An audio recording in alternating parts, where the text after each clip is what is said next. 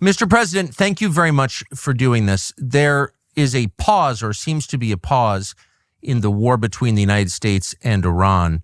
How do you think this will end? How would you like to see it end? We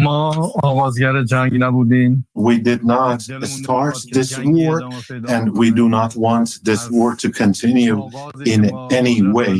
From the very beginning, it was the motto of my administration that I always adhere to, and that was fostering the national unity inside the country and also fostering peace and tranquility and friendship with the neighboring countries and with the rest of the world. The American President Donald Trump has said that the United States bombed your enrichment facilities because the government of Iran refused to give up its nuclear program, and that there can be no peace until Iran does give up that nuclear program. Would you be willing to give up the nuclear program in exchange for peace?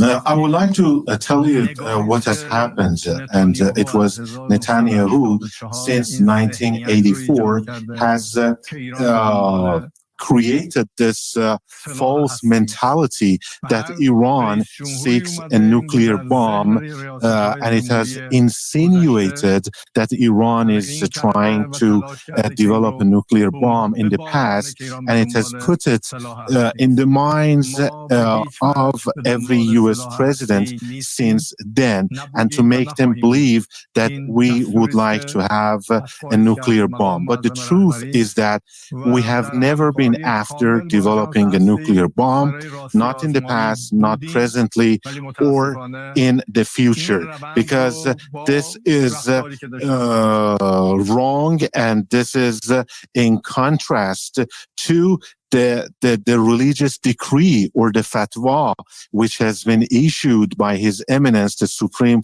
Leader of the Islamic Republic of Iran, that so it is religiously forbidden for us to go after a nuclear bomb. And this was always corroborated thanks to our cooperation with IAEA, because they were always there that to verify this and to substantiate that we have never wanted a nuclear bomb. But unfortunately, this cooperation was disturbed by the unlawful attacks against our nuclear facilities. So you have, according to news reports, withdrawn your cooperation from IAEA, the International Nuclear Regulatory Agency.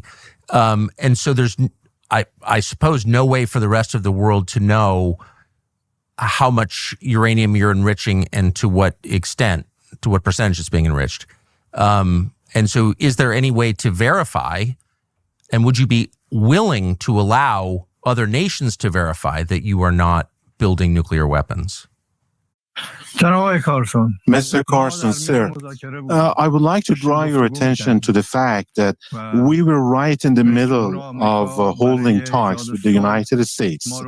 And the President of the United States invited us to hold such talks in order to have peace.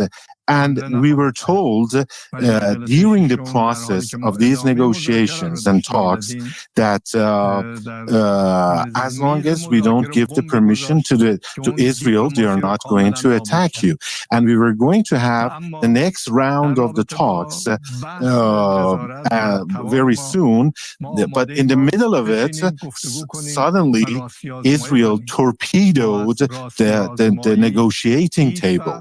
We were sitting at the negotiating table when it happened. And by doing this, they totally ruined and destroyed diplomacy. And in order to answer your question with regards to the surveillance or the supervision over our nuclear program, I would like to say that we are ready to hold talks over it. We have never been the party that has run away from verification. We stand ready be to have these supervisions. But unfortunately, as a result of the United States unlawful attacks against our nuclear centers and installations, many of the pieces of equipment and the facilities there have been severely damaged. Therefore, we don't have any access to them. We cannot see, and unless this access is going to be back there again, we have to wait for it and to see what happens and how much they have been damaged so that we can go for the supervision.